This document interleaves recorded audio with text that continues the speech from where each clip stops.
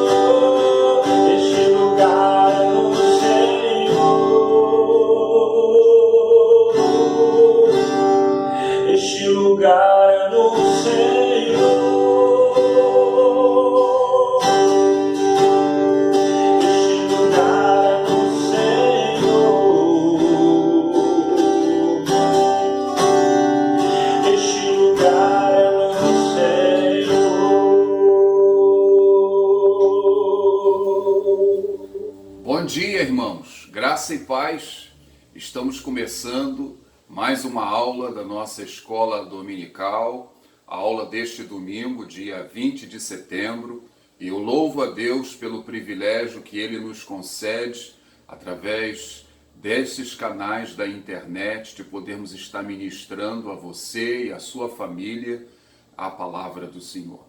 Vamos orar e eu convido a você a se aquietar, a fechar os seus olhos e juntos nós vamos conversar com o nosso Deus.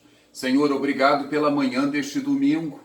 Obrigado, Senhor, pela bênção de podermos estar reunidos em nome de Jesus, em nossas casas, alguns no trabalho, mas, ó Deus, todos no mesmo propósito. Estamos sentados ao redor da Tua palavra e nós rogamos que o Senhor venha tirar o véu dos nossos olhos, o Senhor venha destapar os nossos ouvidos, o Senhor venha ministrar aos nossos corações com poder, com autoridade. Somos carentes e dependentes do Senhor. Ó Deus, derrama a Tua graça sobre a vida de cada irmão, cada irmã, sobre cada família. Ó Deus, venha visitar a Tua igreja de uma maneira toda especial, avivar a Tua obra entre nós. Ó Senhor, reconhecemos a nossa completa dependência do Senhor e é por isso que nós nos colocamos em Tuas mãos e rogamos pelo mover do Teu Espírito em nós e através de nós. Ouve a nossa oração no nome de Jesus. Amém, Senhor. Amém. Irmãos, vamos recordar o tema da nossa igreja nesse ano de 2020 é tempo de aprofundar raízes e de frutificação. O Senhor deseja que tenhamos raízes mais profundas, mais estabilidade e que sejamos crentes frutíferos. Em nossa escola dominical, nós estamos estudando a doutrina do Espírito Santo. O tema das nossas aulas é o Espírito Santo e você. E hoje, na nossa aula de número 11, nós teremos a terceira parte da lição sobre os dons espirituais. Quero ler com os irmãos 1 aos Coríntios, capítulo 12, a partir do verso 8.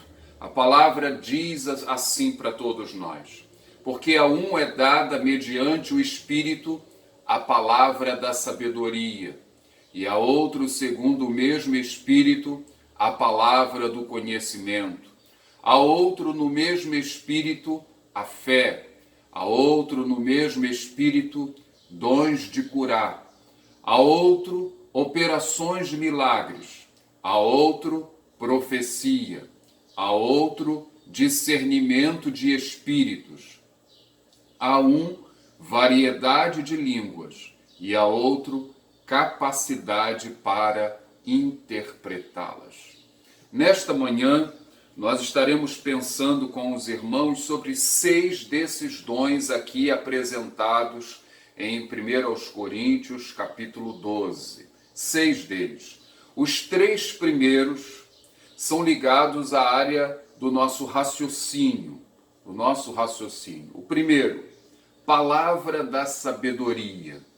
É assim chamada na nossa versão revista e atualizada, na NVI, mensagem da sabedoria, na nova Bíblia na linguagem de hoje e na Bíblia de Jerusalém. O que seria a palavra da sabedoria? Sabedoria no grego é sofia. E a ideia que transmite essa palavra é de sabedoria prática, prudência, habilidade para conhecer e lidar com pessoas. Esse é o sentido da palavra sabedoria na língua original. O que seria o dom denominado palavra da sabedoria? Peter Wagner, ele define a palavra da sabedoria da seguinte forma, abre aspas, a capacidade especial que Deus dá a certos membros do corpo de Cristo para sondarem a mente do Espírito Santo, de modo a receberem discernimento sobre como o conhecimento dado pode ser melhor aplicado às necessidades específicas que vão surgindo no corpo de Cristo. Vejam, o que seria a palavra da sabedoria? A aplicação do conhecimento que o Senhor nos tem dado.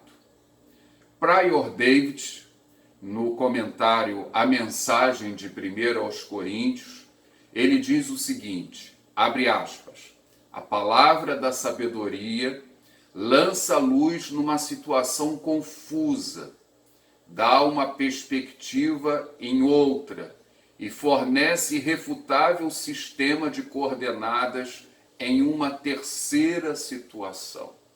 Fecha aspas. O que a gente pode ver no meio de tudo isso aí? Imagine, você está diante de uma situação difícil, complicada, coisa que no cotidiano da igreja acontece muito. E aí você recebe uma luz, um discernimento. Nós falamos discernimento, mas o dom da palavra de Deus é a palavra da sabedoria. O Senhor, ele nos faz aplicar o conhecimento que ele nos tem dado naquela situação específica. Nós temos casos na Bíblia, exemplos na Bíblia de palavra de sabedoria. Vamos ver? Em primeiro lugar, Salomão, naquela ocasião em que duas mulheres reivindicavam a posse de um bebê. As duas se diziam mães da criança. E o assunto foi parar lá na presença do rei. O que diz a palavra de Deus em 1 Reis, capítulo 3, verso 24 ao verso 27? O texto bíblico diz, disse mais o rei, trazei-me uma espada. Trouxeram uma espada diante do rei. Disse o rei, dividi em duas partes o menino vivo, e dai metade a uma e metade a outra.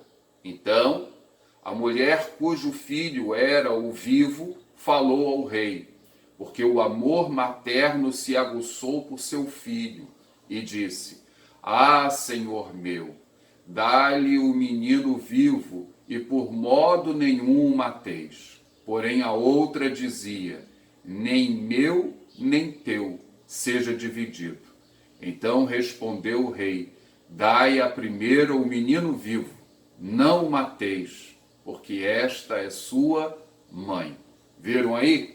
Uma situação complicada, e o problema chega diante do rei, e ele que havia pedido sabedoria a Deus, o Senhor vai dar essa visão, essa estratégia a ele de como resolver aquela situação.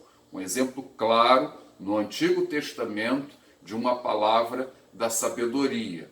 No Novo Testamento, nós temos Estevão, quando ele discutia com os judeus na sinagoga.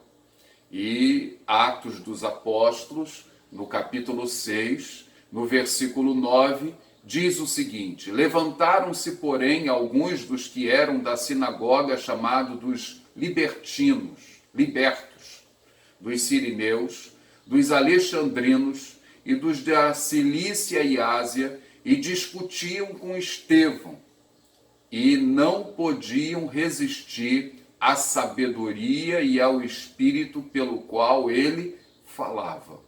Fecha aspas. Estevão estava sendo pressionado e o Senhor deu a ele uma palavra de sabedoria naquele momento de dificuldade, de tensão. O Senhor Jesus também prometeu aos seus discípulos que ele daria sabedoria em momentos de dificuldades. O Espírito Santo estaria conduzindo os seus servos, dando palavras de sabedoria. O que a palavra de Deus nos diz? E eu vos darei boca e sabedoria, a que não poderão resistir, nem contradizer todos quantos se vos opuserem. João, capítulo 16, versículo 10. O Senhor promete que daria sabedoria e não poderiam resistir aos seus discípulos. Quais seriam as habilidades da pessoa que tem o dom da sabedoria, a palavra da sabedoria? Primeiro, essa pessoa, ela percebe e distingue as causas de um problema. O Senhor mostra a essa pessoa qual a causa real do problema. Segundo, ela tem a palavra sábia, sensata e moderada em situações difíceis. O Senhor ilumina a mente da pessoa que tem o dom. Terceiro, ela facilmente coloca o conhecimento para funcionar. Ela tem a revelação da palavra, a experiência acumulada e facilmente o Senhor permite que esse conhecimento que ela já tem se torne prático naquela ocasião. Ela aplica conhecimentos teóricos a situações específicas. Vejam, é uma bênção, mas existem alguns cuidados que as pessoas que possuem esse dom, a palavra da sabedoria, precisam tomar. Quais seriam esses cuidados? Em primeiro lugar, dar respostas precipitadas ou assumir uma posição de guru. As pessoas começam a segui-la, começam a fazer aquilo que ela orienta sem questionar. Esse é um problema. E vejo hoje muita gente sendo seguidoras, fazendo de alguns homens, de algumas mulheres, verdadeiros gurus. E nada é questionado daquilo que sai da sua boca. Isso não é o que a palavra de Deus ela nos ensina. Vejam, lembram da aula passada em relação à profecia? O Senhor ele nos orienta lá em 1 Tessalonicenses capítulo 5, que nós não devemos desprezar profecias, mas julgar todas as coisas e reter o que é bom. Muitos também em relação à palavra da sabedoria, recebem tudo sem questionar, e a própria pessoa que tem o dom, ela pode ser precipitada no falar. Segundo, ligado a essa situação, a pessoa que tem o dom pode ter excesso de confiança em suas intuições. Na verdade, o Senhor não mostra nada, mas ela começa a confiar em si mesma e ela acaba se precipitando. Terceiro, sentir-se ameaçado quando seus conselhos não são seguidos. As pessoas não dão ouvidos a ela e ela começa a sentir que ela está perdendo espaço, ela se sente ameaçada. Não, você é apenas um instrumento nas mãos do Senhor. O realizar a obra no meio do povo, isso aí é obra de Deus. Você apenas dá a palavra. Você é o portador da palavra da sabedoria. Quarto, de funcionar como tutor, tirando a liberdade das pessoas em tomarem as suas próprias decisões. Existem pessoas que são dependentes desse tipo de pessoa, da palavra da sabedoria, da profecia. Existem pessoas que são movidas a esse tipo de dom. Vejam, não é isso que a palavra do Senhor nos ensina. E existem pessoas que têm o dom, que se aproveitam desta situação. Quais seriam os ministérios associados à palavra da sabedoria? O ministério do aconselhamento, os problemas vêm até o conselheiro, situações às vezes embaraçosas são colocadas, e ele precisa dessa luz, ele precisa de uma sabedoria prática para poder orientar a pessoa. Na pregação da palavra, também a palavra da sabedoria. Por quê? Uma coisa é você ter o conhecimento. Outra coisa é você aplicar aquilo que você conhece no cotidiano das pessoas. Repare, existem muitas mensagens boas de conteúdo, mas pouco aplicadas. Pouco aplicadas. Os especialistas na área da pregação, eles demonstram que pelo menos 35% das mensagens pregadas devem ser constituídas de aplicação. Às vezes nós temos aulas muito bonitas, mas não aplicadas. Ou seja, falta o quê? A palavra da sabedoria. Então, a palavra da sabedoria pode ser um dom associado aí ao ministério do aconselhamento e da pregação da palavra. Veja, irmãos, você pode fazer cursos de aconselhamento, de homilética, mas esta sabedoria, ela é um dom espiritual, não é da pessoa. Você não aprende nada disso num curso de teologia, num curso dado pela própria igreja. Essa sabedoria aplicada é um presente que Deus dá à igreja. Usa aquela pessoa para que a igreja seja abençoada. E nem todo pastor é um conselheiro, nem todo pastor, nem todo pregador tem essa sabedoria aplicada. São dons espirituais, ok? O segundo dom que queremos estudar com os irmãos nessa manhã é a palavra do conhecimento. Assim é chamado Palavra do Conhecimento na Revista e Atualizada, na NVI, na Revista e Corrigida é chamado de Palavra da Ciência, na Bíblia de Jerusalém, e na linguagem de hoje é mensagem de conhecimento. Conhecimento. O que a gente pode saber da palavra do conhecimento? Esse dom é o gêmeo da palavra da sabedoria. É o gêmeo. O conhecimento tem a ver com a descoberta da verdade, enquanto a sabedoria tem a ver com a aplicação da verdade à vida prática. Peter Wagner, ele define a palavra do conhecimento da seguinte forma, abre aspas, a capacidade especial que Deus dá a certos membros do corpo de Cristo para que descubram, acumulem, analisem e esclareçam informações e ideias pertinentes ao crescimento e ao bem-estar dos membros da igreja. Então vejam, a descoberta, o acúmulo, a análise, esclarecimento de informações e ideias pertinentes ao crescimento. Isso envolve o quê? Envolve leitura, pesquisa, estudo da palavra e orientação do Espírito Santo. Aleluia. Graças a Deus. Onde esse dom pode ser aplicado? Na preparação de preleções, de mensagens, de palestras. No ministério da literatura, quantos irmãos que o Senhor levanta como escritores? É a palavra do conhecimento.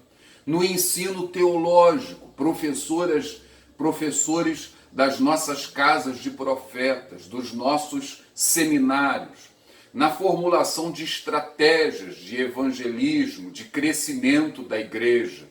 A palavra do conhecimento pode estar associado a todas essas frentes de trabalho. E quais seriam as habilidades que a pessoa que tem a palavra do conhecimento deve ter?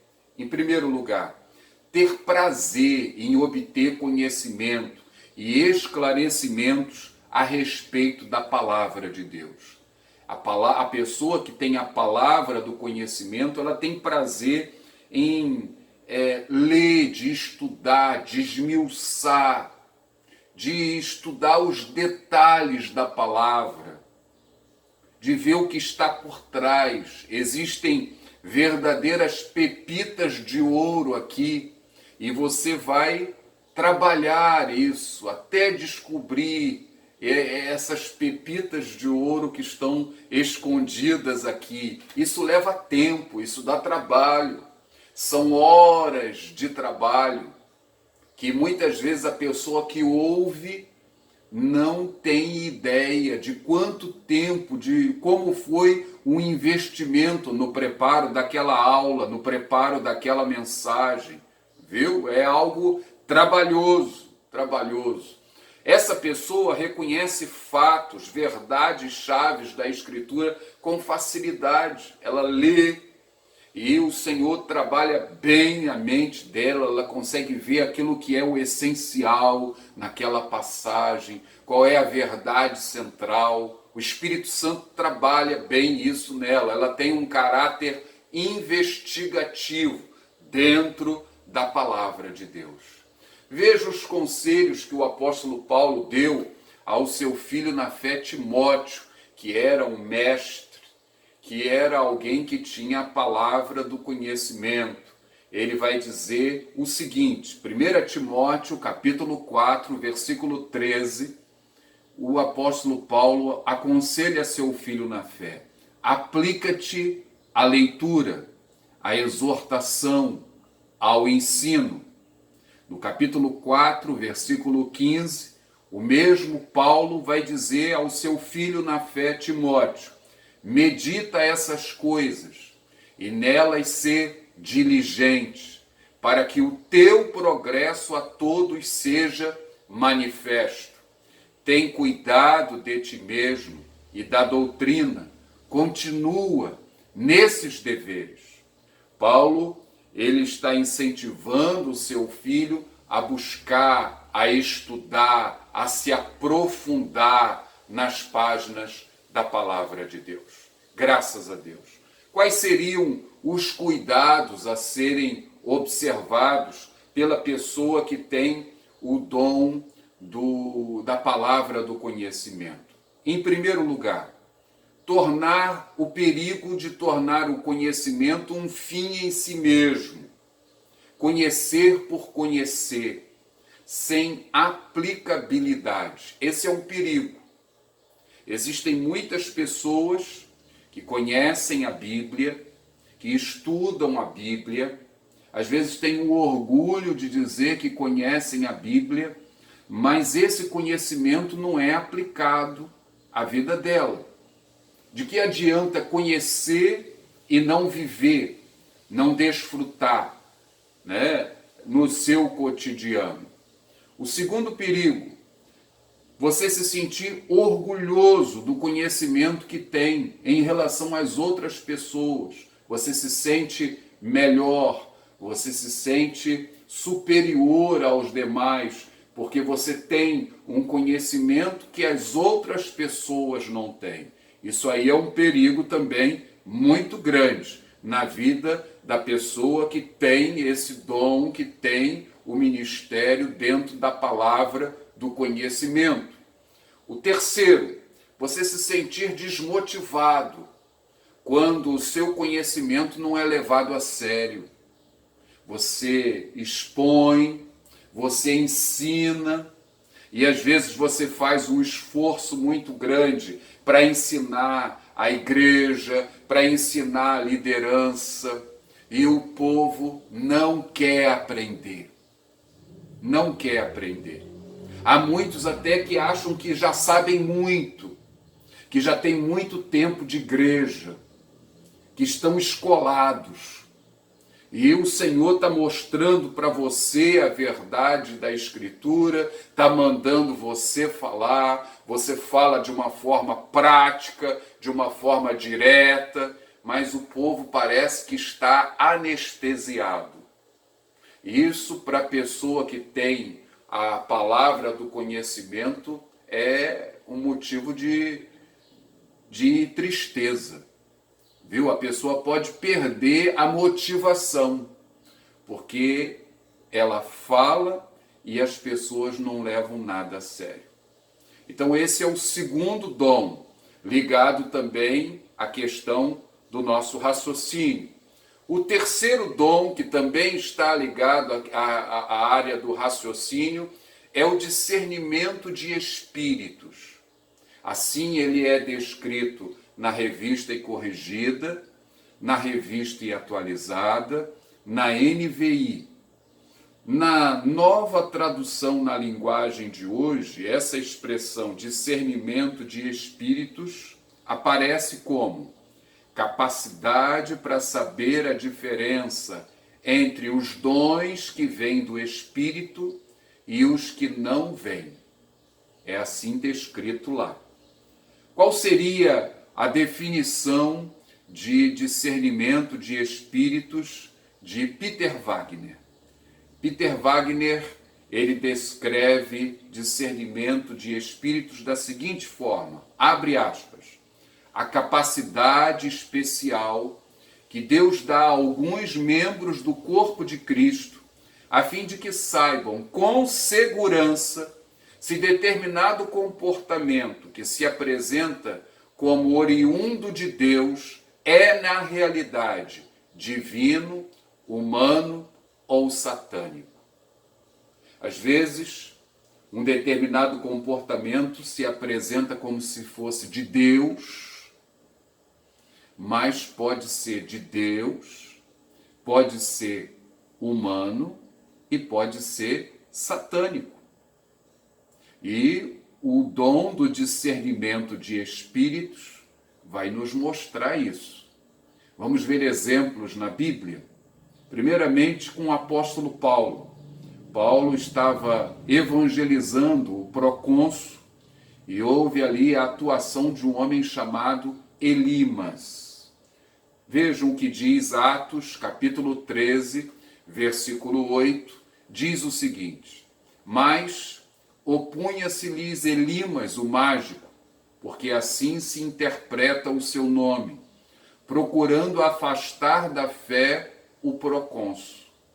Todavia Saulo, também chamado Paulo, cheio do Espírito Santo, fixando nele os olhos, disse: ó filho do diabo, cheio de todo engano e de toda malícia, inimigo de toda injustiça, não cessarás de perverter os retos caminhos do Senhor? Pois agora, eis aí está sobre ti a mão do Senhor, e ficarás cego, não vendo o sol por algum tempo.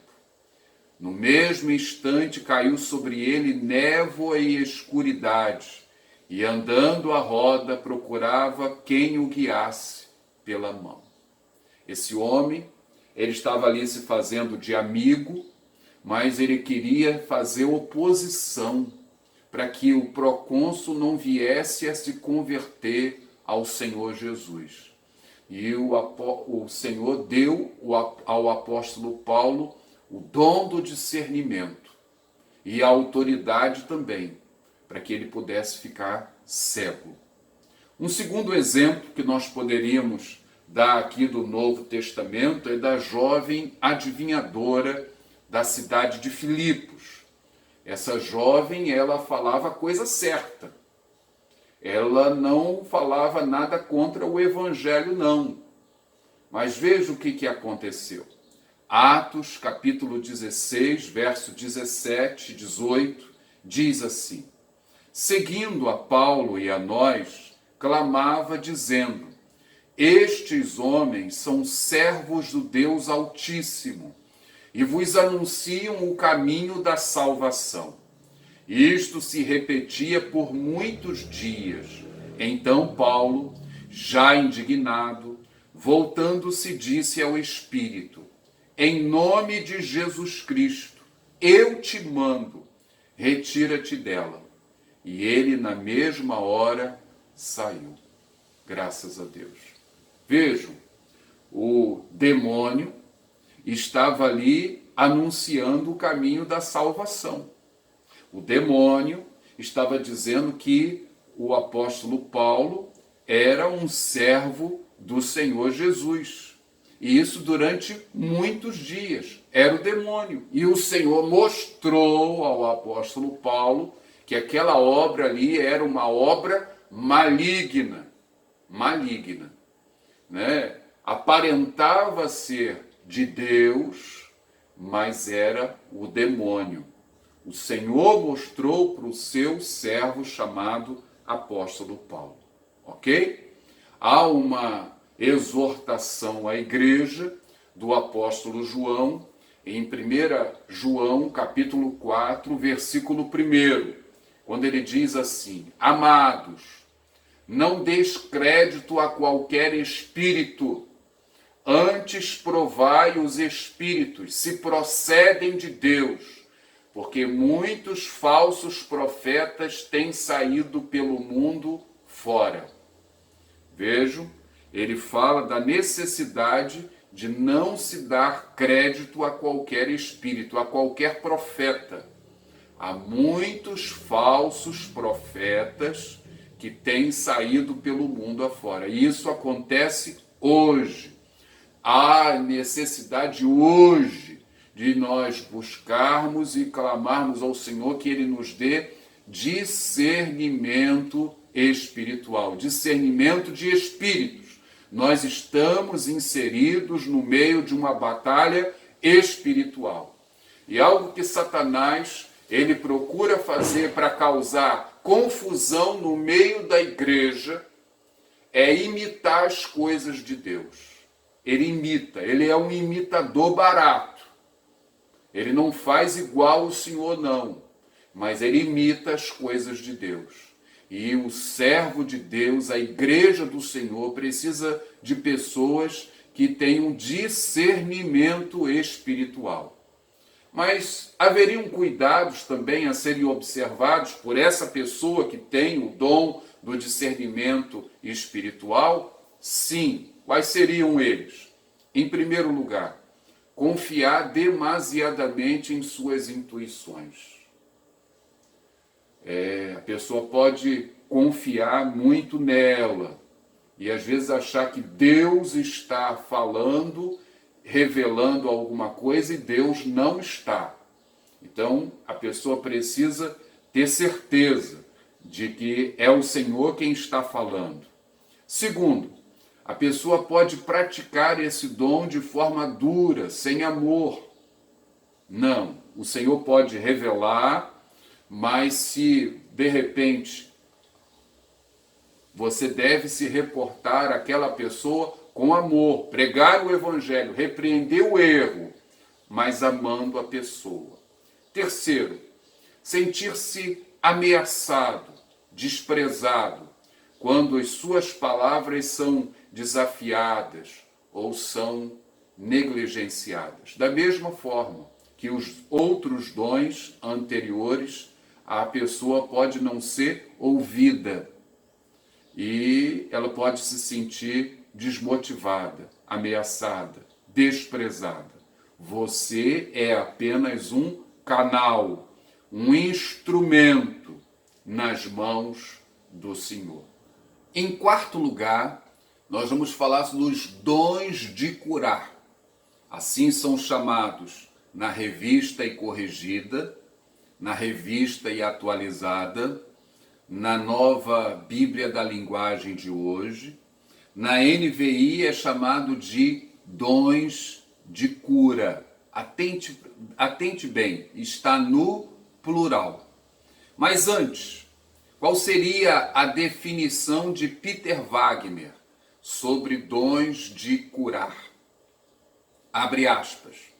A capacidade especial que Deus dá a certos membros do corpo de Cristo para servirem de intermediários na cura de enfermidades e restauração da saúde, a parte do uso dos meios humanos. Então, restaurar a saúde, independentemente da ciência, dos remédios, ok? Agora, vejam vocês que a expressão está no plural. Dons de curar. O que isso ensina para nós, igreja? Cada cura é um dom de Deus. Cada cura é um dom de Deus. Deus pode curar a um e não curar o outro. Depende do plano, depende do propósito de Deus. E nisso nós podemos aqui questionar, salientar o perigo das chamadas campanhas de cura. Os dons de curar, a pessoa pode receber o dom, mas isso, a bênção da cura, não está no nosso controle. Cada pessoa que é curada, ela recebe uma graça especial. E o Senhor pode curar a uma e não curar a outra pessoa. Quais seriam as habilidades para o exercício desse dom? Vejam. Primeiro, ter sensibilidade para perceber que um determinado caso de doença pode ser usado por Deus para a sua glória e para a proclamação do Evangelho. A pessoa que vai ser o canal, vai ser o instrumento nas mãos do Senhor, ela vai perceber que o Senhor deseja ser glorificado através da cura daquela pessoa. O Senhor vai mostrar isso para essa pessoa. Segundo, essa pessoa ela vai entender que não exclui a possibilidade da medicina, que a medicina tem um papel importante na cura das pessoas. Não podemos entrar nesses extremos que vemos em muitos lugares. As pessoas param de tomar os seus remédios porque é uma questão de fé e etc e tal. Não! Se Deus deseja curar, o Senhor vai curar em nome de Jesus. Viu? Continue tomando o seu remedinho, continue indo ao seu médico, continue fazendo a sua parte. Deus, se Ele desejar, Ele vai curar você. Terceira consideração, essa pessoa precisa ser perseverante na oração, sabendo que, em última instância, deve sempre imperar a vontade de Deus. Não é a vontade da pessoa que tem o dom da cura, mas é a vontade do Senhor. Ser sensível para entender que Deus pode não curar alguém para o cumprimento de alguns propósitos. O Senhor pode não curar porque Ele tem um propósito a cumprir através daquela enfermidade. Vejam vocês alguns exemplos de pessoas importantes no Novo Testamento e que tinham problemas de enfermidade. O primeiro deles, que eu quero citar, é Timóteo. Paulo, escrevendo ao seu filho na fé, Timóteo, ele vai dizer lá no capítulo 5 da primeira carta, verso 23, não continues a beber somente água, usa um pouco de vinho, por causa do teu estômago e das tuas frequentes enfermidades. O apóstolo Paulo aqui está recomendando o uso de vinho. Deixa eu abrir aqui um parênteses. Esse foi o conselho do apóstolo Paulo para Timóteo, dentro do problema dele. Isso não significa que você vai tomar vinho por causa do seu problema de estômago, viu? Não faça isso, não. A Bíblia, ela não é um livro de medicina. Então, atente para isso, ok? O segundo exemplo que eu quero citar, dentro da própria equipe do apóstolo Paulo, da equipe missionária, nós temos ali o doutor Lucas. E tudo indica, nós não temos como comprovar, que o apóstolo Paulo tinha algum problema no seu físico. Não sabemos do que se trata, não vamos especular, mas vejam o que diz, o apóstolo Paulo diz na sua segunda carta, capítulo 12, versículo 7 ao versículo 9. Ele diz assim, abre aspas, e para que não me ensoberbecesse com a grandeza das revelações, foi-me posto um espinho na carne, mensageiro de Satanás para me esbofetear, a fim de que não me exalte. Por causa disso, 3 vezes pedi ao Senhor que o afastasse de mim. Então ele me disse: a minha graça te basta, porque o poder se aperfeiçoa na fraqueza. Nós não sabemos se, ao certo, era uma enfermidade. Não podemos afirmar. Muitos comentaristas acreditam. Mas o apóstolo Paulo pediu a Deus que intervisse naquela situação. E o Senhor disse não para ele. Era uma maneira de Deus tratar o coração do apóstolo Paulo. O orgulho do apóstolo Paulo. Estão vendo aí? A minha graça te basta. Ele foi instrumento na cura de tantas outras pessoas, mas possivelmente ele tinha esse problema de saúde. Ok? Quais seriam os cuidados aqui a serem observados com relação a esse dons de curar? Primeiro, reduzir o assunto da cura à dimensão da fé ou da falta de fé. Muitos hoje fazem as campanhas, você não foi curado porque faltou fé em você. Irmãos, nós temos situações na Bíblia que Jesus exigiu fé na hora de curar. Mas houve situações na Bíblia também que Jesus curou e a pessoa não tinha fé. Leia os evangelhos e você vai observar isso. Então, se a pessoa tem o dom da cura e o Senhor mostra a ela que ele deseja curar, ele vai curar em nome de Jesus. Segundo, criar uma tensão entre a cura miraculosa e o uso de medicamentos. Conforme já disse, é importante que a pessoa continue fazendo o seu tratamento médico. Terceiro, pensar que quando há cura, foi sinal de poder espiritual por parte de quem orou, e por isso o eleva a uma categoria de crente especial. A própria pessoa que tem o dom, ela pode se achar muito importante, como as pessoas que observam que aquela pessoa ora e Deus a usa na cura de outras pessoas, podem colocá-la num patamar acima dos demais. Esse pensamento não é bíblico.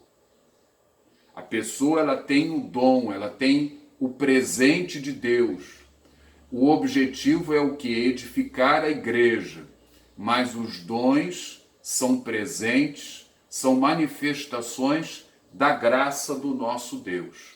Então, não é por aí também não. Ok? E por último, pensar que a cura deva ser obrigatória apenas porque se declarou a cura. Eu tenho poder na minha palavra e eu declaro a cura, também não é por aí. Você vai ser um instrumento nas mãos do Senhor para que o Senhor cumpra o propósito dele. Ele vai mostrar a você que ele deseja ser glorificado através daquela cura, e aquela cura vai ser um instrumento também para se pregar o Evangelho de nosso Senhor e Salvador Jesus Cristo. Em quinto lugar, o quinto dom que podemos ver de 1 Coríntios capítulo 12, operações de milagres. Assim é chamado na Revista e Corrigida, na Revista e Atualizada, e na NVI e na Bíblia de Jerusalém é chamado de poder para fazer milagres. Milagres.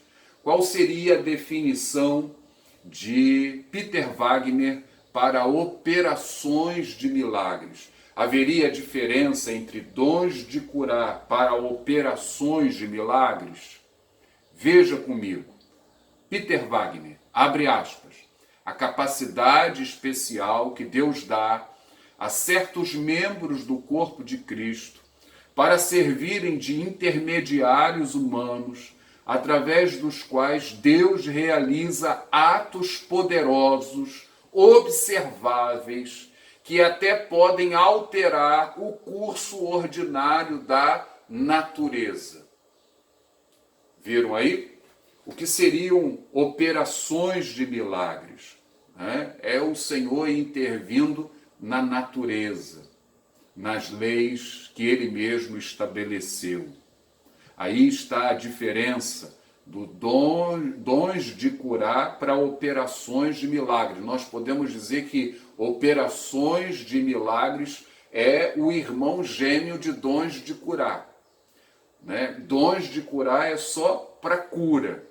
E as outras intervenções são denominadas de operações de milagres. Vejam vocês que a expressão está no plural novamente. Operações de milagres. O que isso também mostra para nós? Que cada milagre é um dom de Deus. Deus pode realizar a maravilha em um determinado lugar, num determinado dia, e não realizar em outro dia, em outro lugar. E aí, novamente, saliento o perigo das chamadas campanhas de milagres. Isso não está no nosso controle, não está no nosso controle, mas está no controle do Senhor. Esse dom existe hoje, pastor. Se for o propósito do Senhor operar o milagre, eu creio que sim. Eu creio que sim.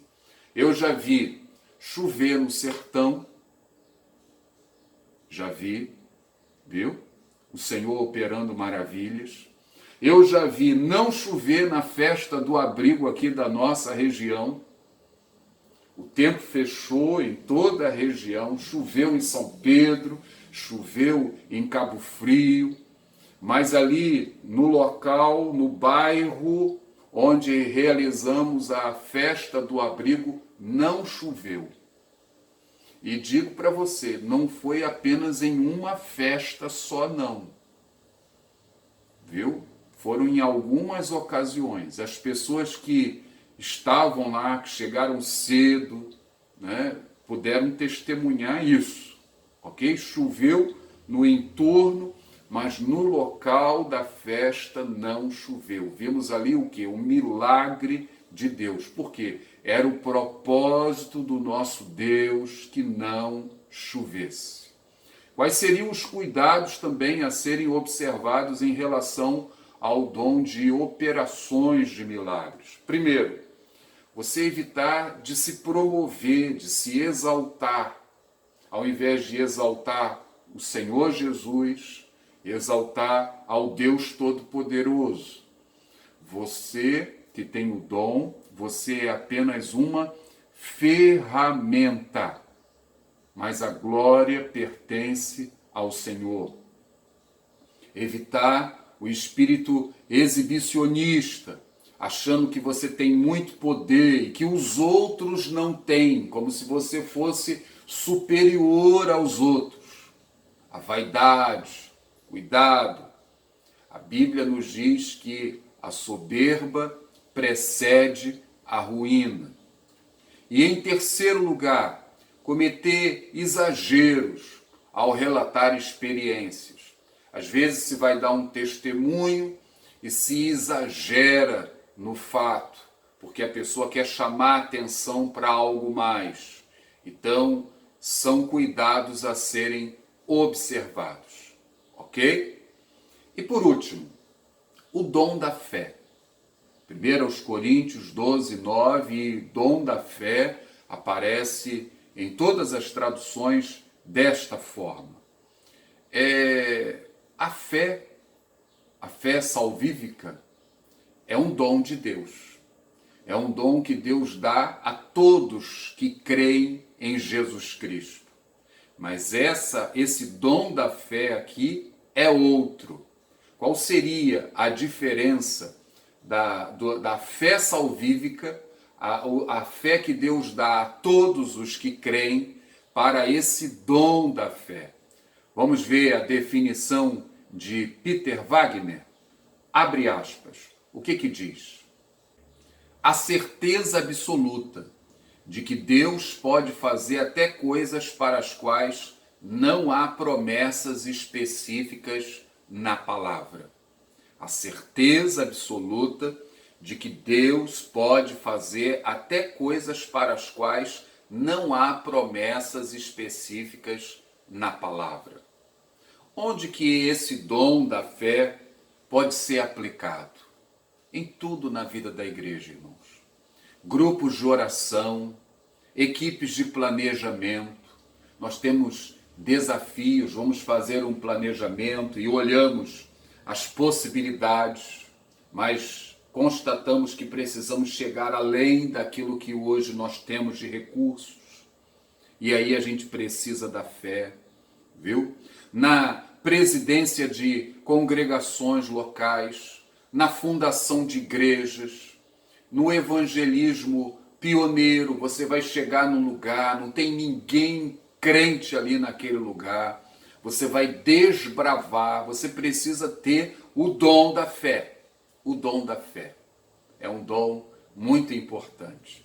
E quais seriam as habilidades para a pessoa que tem o dom da fé? Em primeiro lugar, ter a capacidade de ver algo que precisa ser feito e crer que Deus fará. Então você vê alguma coisa que precisa ser feito, você crê que Deus vai fazer e Deus vai te usar.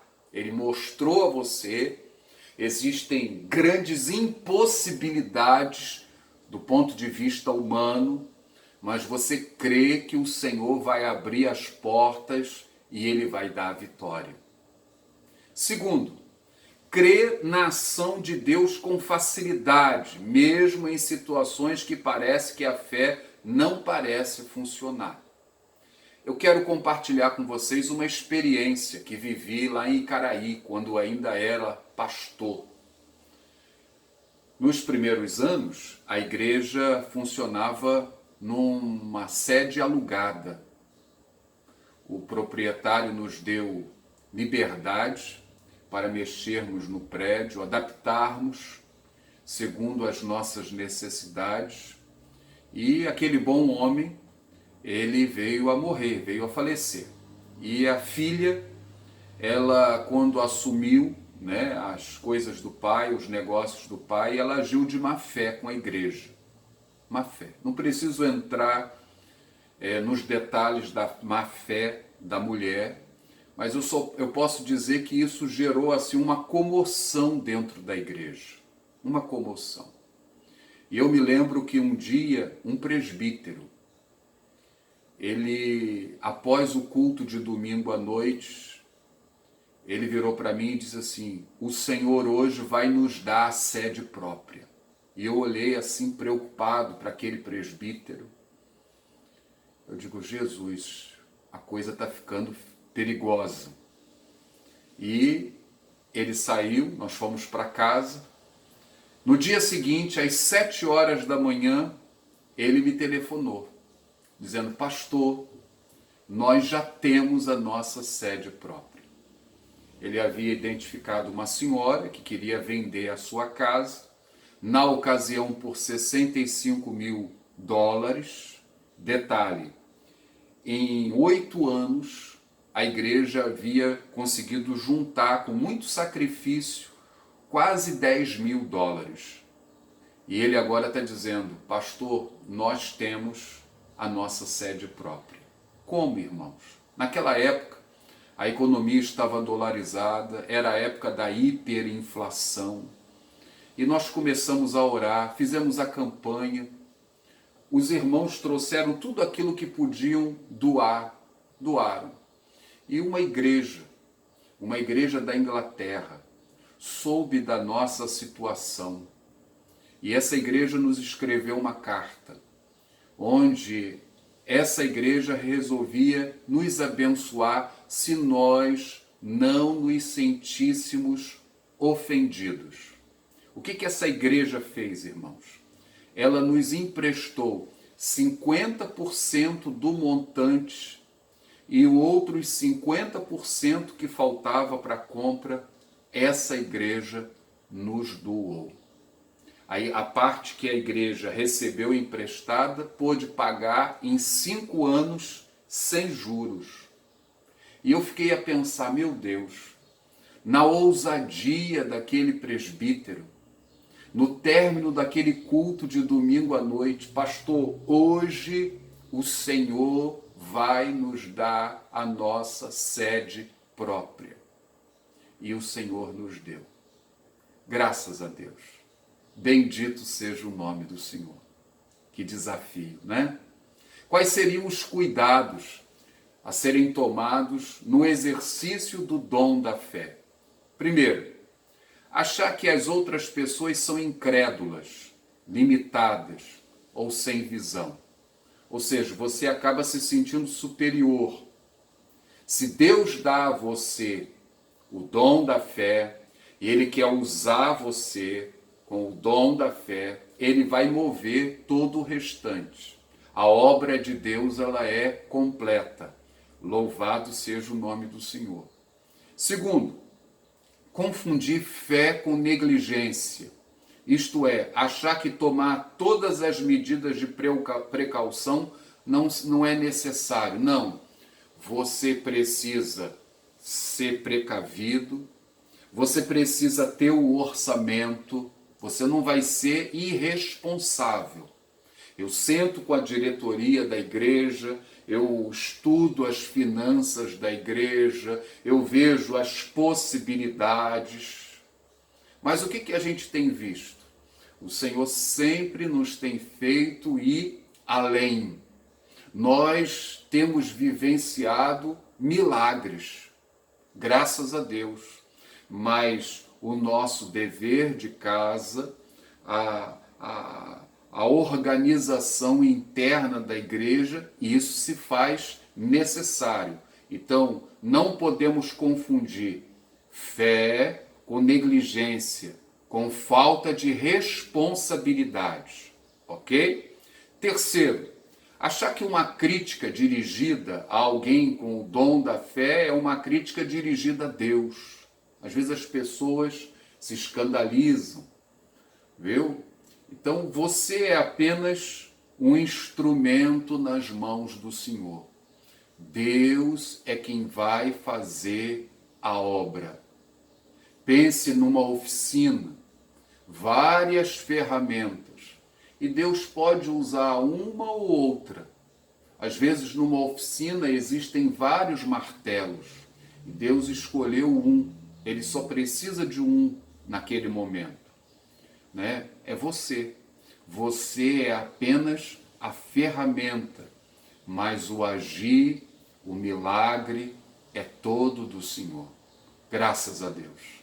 Concluindo a nossa aula, nós já temos apresentado aqui vários dons espirituais. E eu quero perguntar a você que me assiste, você já identificou o propósito de Deus para a sua vida no corpo de Cristo? Já está orando por isso? O Senhor quer te usar. Ainda não identificou? Ainda não sabe? Calma. Nós ainda teremos outra aula. Nós ainda vamos estar falando sobre os dons espirituais. E nós precisamos pedir ao Senhor que Ele fale com muita clareza aos nossos corações. Qual tem sido o seu empenho em conhecer e desenvolver o seu dom, o seu ministério? Você tem se empenhado em conhecer e em desenvolver o seu ministério? Lembram da aula passada? Um dia nós vamos prestar contas ao Senhor, ao Senhor. Por isso eu quero desafiar você que me assiste a assumir esse compromisso com Deus. Que compromisso seria esse? Primeiro, estar sempre consciente que a tarefa da igreja depende do uso dos meus dons. Tenha consciência disso. Deus deseja usar você.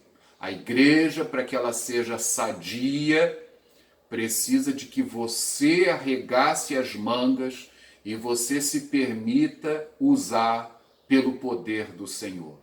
Segundo, não retenha, não use indevidamente os seus dons. Não retenha, nem use indevidamente, ok? Terceiro, use os dons que o Senhor tem te dado, tendo o amor como base, o amor de 1 aos Coríntios, capítulo 13. Se eu não tiver amor, será só barulho. Não adianta eu profetizar, conhecer todos os mistérios, toda a ciência. Tudo será em vão. Quarto, use os dons como meio de edificação da igreja. Não é para você se promover, mas é para que a igreja seja edificada. E por último, use os seus dons para a glória de Deus. Esse é o meu principal objetivo. Eu desejo glorificar o nome do Senhor através do exercício do dom que Ele me tem dado. Reflita sobre esse compromisso. Coloque a sua vida diante de Deus e diga: Senhor, eis-me aqui. Eu quero ser um vaso nas tuas mãos. Vamos orar? Senhor, eu quero te agradecer por esta manhã.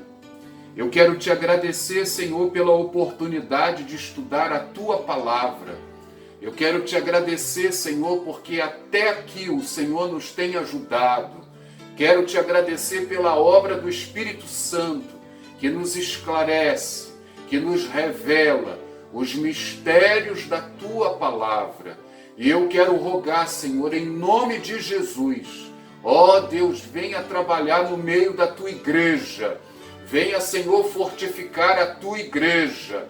Venha, Senhor, em nome de Jesus, despertar a tua igreja. Venha, Senhor, agir na vida desse irmão, desta irmã, em nome de Jesus. Venha levantar, ó Deus, novos obreiros para a tua obra. Em nome de Jesus, eu entrego os adolescentes da tua igreja. Eu entrego, Senhor, os jovens da tua igreja. Eu entrego os senhores, as senhoras. Espírito Santo de Deus, sopra sobre nós e venha promover, ó Deus, uma grande obra de despertamento espiritual em nossa igreja local, na tua igreja no Brasil, para que nós possamos cumprir plenamente a missão que o Senhor nos tem confiado. Ó Deus, neste tempo, nesta geração, ouve assim, Senhor, a nossa oração que fazemos a Ti, no nome de Jesus. Amém. Amém, Senhor. Amém. Um recado antes de eu me despedir de você. Eu quero lembrar a você, meu irmão, minha irmã, a nossa campanha missionária, o nosso compromisso com os missionários. Nosso saldo tem estado muito baixo. E eu tenho rogado ao Senhor que Ele mova os nossos corações. Esse ano não tivemos a Festa das Nações, não estamos trabalhando na campanha do 13º, e o Senhor, Ele deseja que nós nos mobilizemos, ainda que nesse tempo de isolamento social. Tá bom? Que o Senhor fale ao seu coração. E se Ele permitir, logo mais à noite nós temos um encontro marcado. Grande abraço. Shalom Adonai.